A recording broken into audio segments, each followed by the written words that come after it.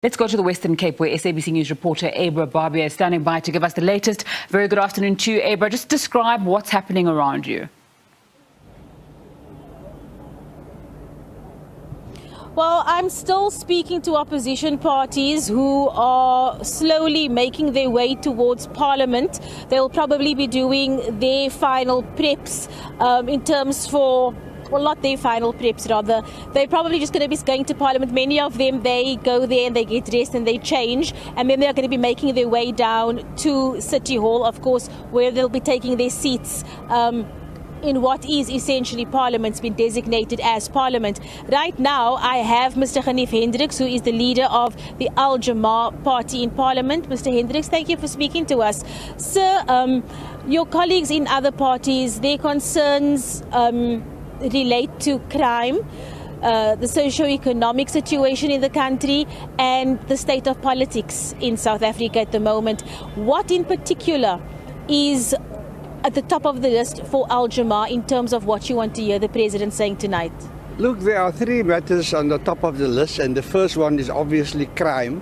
And we hope to hear from the President how he's going to change the funding models for the Special Investigating Unit. Because a Special Investigating Unit, they get assignments from all government departments, but the funding model is that they must bill them after completing the assignment. Now that's unbusinesslike. Where must they get the money and the resources to do the investigation if they must wait for the money after they've submitted the report and wait another 30 days? So at the moment, these government departments owe the Special Investigating Unit, the SIU, 1 billion rand.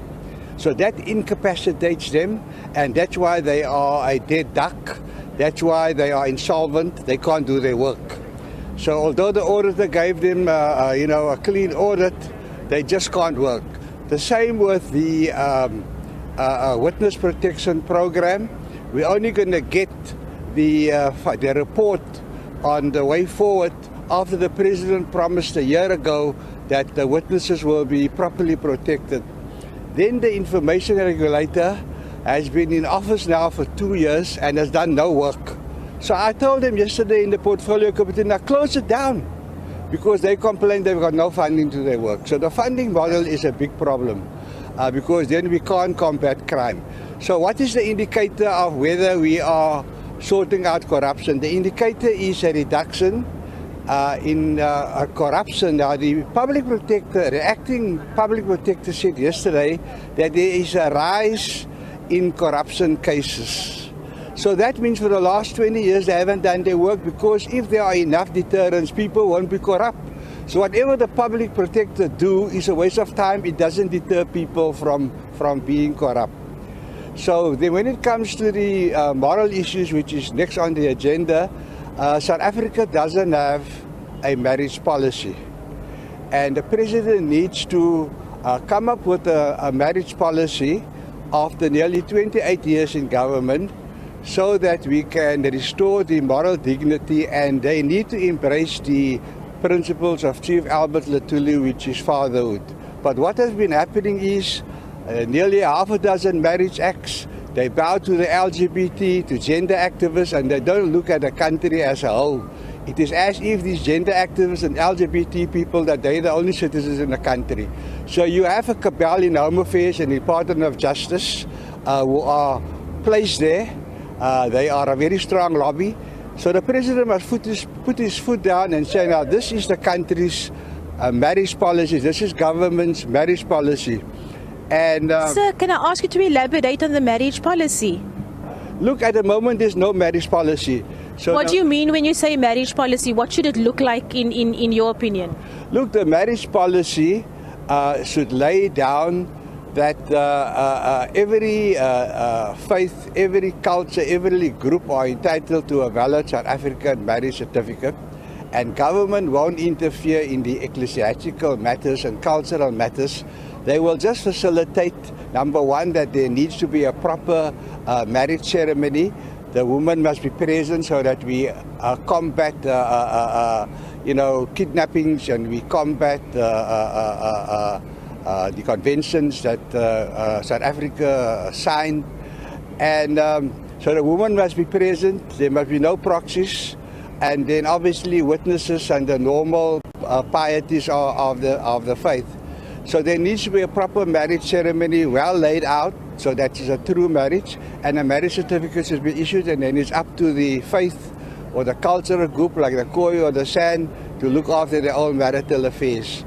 But at the moment you find that government wants to prescribe to faiths and to religions and to culture groups in terms of the legislation that is in place, and they want to do the same with Muslims. They want to lay down how we must practice our Sharia, how we must practice our religion, and the same with the Jews and the same with the Hindus. So the Constitutional Court has now said, for example, that a Sharia marriage is a valid South African marriage. And I have prepared private members' bills. I'm appearing on Tuesday in front of the Portfolio Committee, and that will give the solution. But the President can come up with his own marriage policy, but they must embrace fatherhood. It cannot be that a woman must look after the husband, and a woman must look after his parents, and a woman must look after his children just because they earn more. So South Africa doesn't have a marriage policy, and that we expect the President to come up with a marriage policy. If he doesn't come up when I respond to his SONA address, then we will lay down the marriage policy that we want. Can I just change focus quickly while I have you here? Yeah. In terms of coalition politics, there's a lot of talk about coalition politics as we are going into 2024 with certain polls and analysis suggesting that the ANC won't make the 50 plus 1% mark, which obviously would open the door for coalition politics. What are your thoughts on that, and how do you think that would look at national level? Do you think it would be something that is sustainable at national level? Look, we have a scenario one. So the ANC won't be able to get 50% plus one. Even with the EFF supporting them, they won't get 50% plus one. And that's why we've been working hard for the last 2 years to bring about what we call a minority bloc. And the model is in the city of Johannesburg, where we now have Jama-ah governing the city of Johannesburg, although we just have 3 seats in that municipality. And the reason is that the parties in the minority bloc, about 6-7 of them, have been working together for a year or two, and that votes of the minority bloc will be needed by the African National Congress if they want to govern in 2024. So we have introduced the concept of co-governance. So that's why at the state funeral memorial service in Parliament for Free Ginwala, we indicated that 7 parties have asked us to govern the city of Johannesburg. We are not your pawns. We will govern to the best of our ability, because over the 2 years we built up the confidence, and 7 parties, including 2 major parties, have confidence that we can govern the city of Johannesburg. So going forward, the scenario that we see is that the ANC needs the EFF, and they also need the minority bloc, and then they will be able to govern. And they are showing that they are serious with the model in the city of Johannesburg.